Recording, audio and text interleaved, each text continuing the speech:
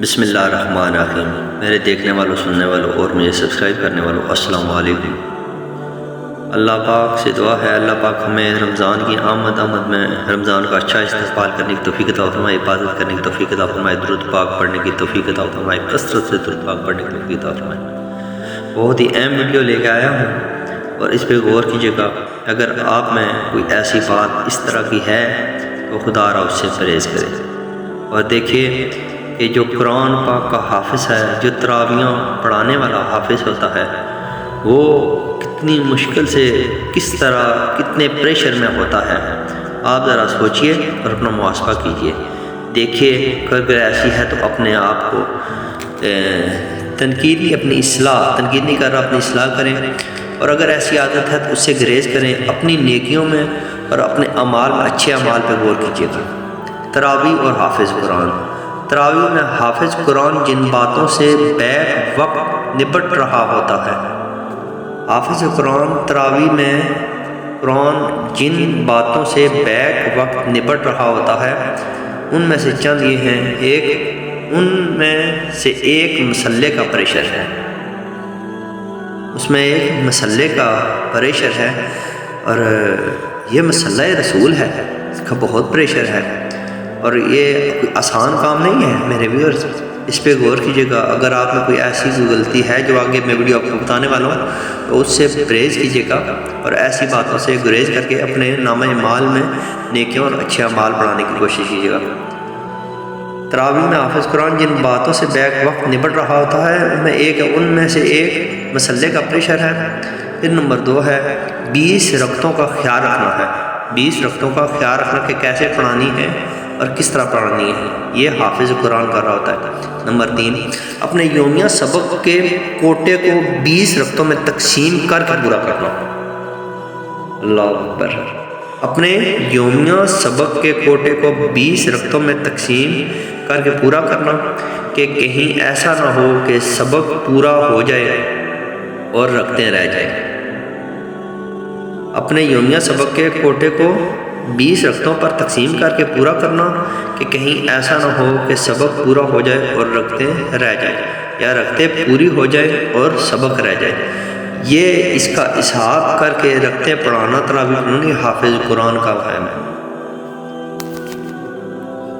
Number 4 اپنے پارے کا غم کی غلطیوں اور مشتبہات سے بچا جائے۔ نمبر 5 اس بات کی فکر کہ کہیں وقت زیادہ نہ لگ جائے۔ اس بات کی فکر کہ کہیں وقت زیادہ نہ لگ جائے۔ اپنے گلے کا فکر کہ کہیں بیٹھ ہی نہ جائے۔ اپنے گلے کا، اپنی آواز کا فکر کہ کہیں بیٹھ ہی نہ جائے۔ دن کو سنانے کی تیاری کرنا، یہ حافظ قرآن کا ہے۔ دن کو سنانے کی تیاری کرنا، افطاری میں تھوڑا سا کھانا، قرآن مکمل ہونے تک ایک الگ غم سوار رہتا ہے۔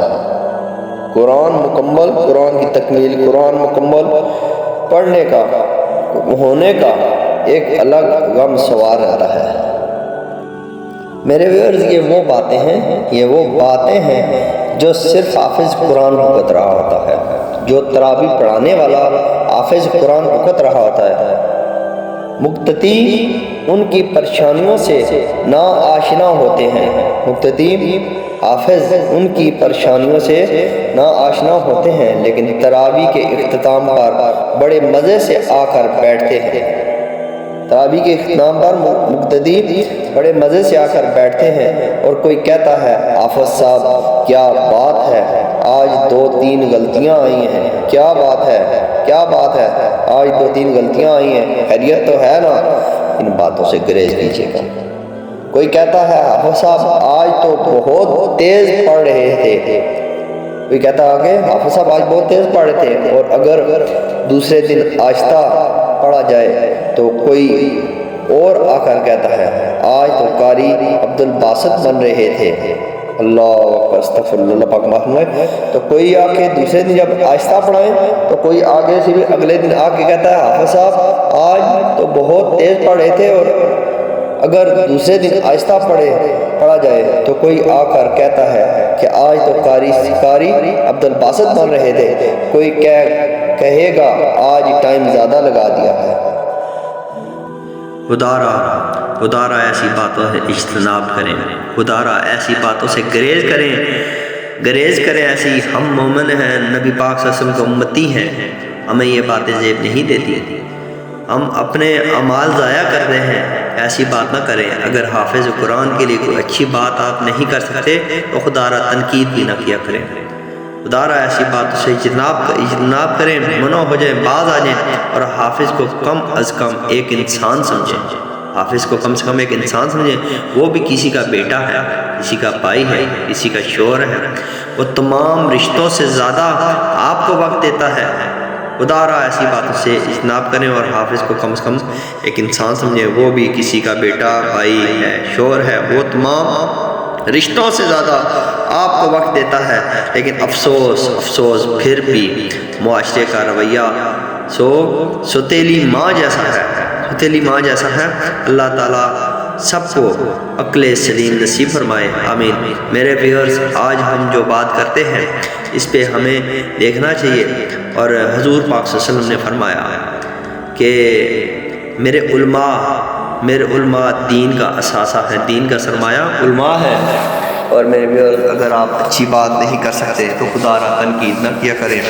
یہ حافظ قرآن ایک روایت میں آتا ہے، جو باعمل حافظ ہے اس کے والدین کو کل قیامت کے دن ایسے تاج بنایا جائے گا، اس کے والدین کو ایسا تاج بنایا جائے گا کہ جب آئیں گے تو تمام جو انبیاء لوگ دیکھنے والے دیکھیں گے، کہیں گے یہ تو اللہ کا ولی آ گیا، تو رب فرمائے گا، اللہ کے رسول فرشتے فرمائیں گے یہ ولی نہیں، یہ حافظ قرآن کے ماں باپ ہیں، والدین ہیں حافظ قرآن کے۔ اتنا بڑا مقام ہے، یہ مقام میرے پیارے آقا حضرت محمد مصطفیٰ صلی اللہ علیہ وسلم نے بیان کیا ہے۔ اپنی اصلاح کیجیے، خدارا آپ کی ویڈیو آپ کے لیے بناتا ہوں، اپنی اصلاح کے لیے، آپ کی اصلاح کے لیے، اس کو دیکھیں، سنیں، سمجھیں، اس پہ عمل کریں۔ ایسی اگر غلطی ہے تو خدارا اس سے باز آ جائیں۔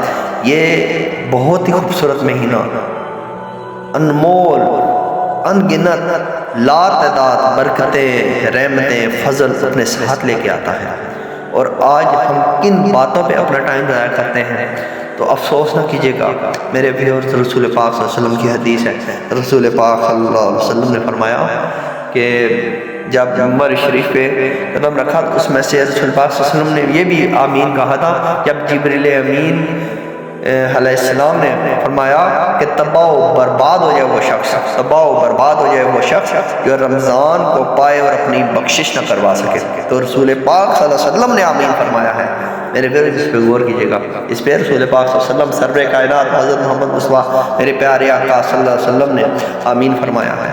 تو پھر یاد رکھیے، اپنی زندگی کو اس اعمال کو داؤ پہ، اپنے نیک اعمال کو داؤ پہ مت لگائیے، آج سے زندگی گزاریے، کسی پہ تنقید نہ کیجیے گا، حافظ پہ کسی پہ تنقید نہ کیجیے، اپنے اعمال پہ غور کیجیے گا، اپنی نمازوں پہ غور کیجیے گا، اپنا ایک چارٹ بنا لیں۔ میں نے کل بھی آپ کی ایک ویڈیو پر نظر کی، ایک چارٹ بنایا ایسا جس میں آپ کو پتہ چلے، آپ لکھیں اس میں آپ نے اپنی نمازیں کتنی پڑھی ہیں، آپ نے تراویح کتنی پڑھی ہے، قرآن پاک کتنا پڑھا ہے، ذکر زکار کتنا کیا ہے، درود پاک کتنا، نذرانہ حضور پاک صلی اللہ علیہ وسلم کی بارگاہ میں کتنا پیش کیا ہے۔ ان چیزوں کو غور کیجیے گا، ان چیزوں پہ عمل کیجیے گا، اس کی طرف غور کیجیے گا، سوائے کہ دوسری فضول باتیں، فضول بحث سے اس سے بہتر ہے آپ اس پہ غور کیجیے گا۔ آپ اپنے اعمال پہ غور کر کے کوشش کیجیے گا، لمحہ بہ لمحہ اس کو قیمتی سمجھیے گا۔ رمضان کا لمحہ بہ لمحہ قیمتی ہے، اس کو قیمتی سمجھ کے، اس کو سرمایہ سمجھ کے نیک اعمال کیجیے گا، نوافل پڑھیے گا، قرآن پاک پڑھیے گا، درود پاک پڑھیے گا، اللہ پاک کی رحمتیں اور برکتیں چھم برسائیے گا اپنے اوپر، اور اپنے آپ کو مستحق کیجیے گا فضل کا، رحمت کا۔ اللہ پاک ہمیں عمل کی توفیق عطا فرمائے۔ یقیناً یہ میری ویڈیو آپ کو پسند آئی ہوگی، مجھے اپنی دعاؤں میں یاد رکھیے گا۔ اللہ پاک آپ کا اور میرا تمام امت مسلموں کا حامی اور ناصر ہو۔ اسی ویڈیو کے ساتھ اپنے میزبان عالم راجو کو اجازت دیجیے، اپنا بہت زیادہ خیال رکھیے۔ اللہ حافظ۔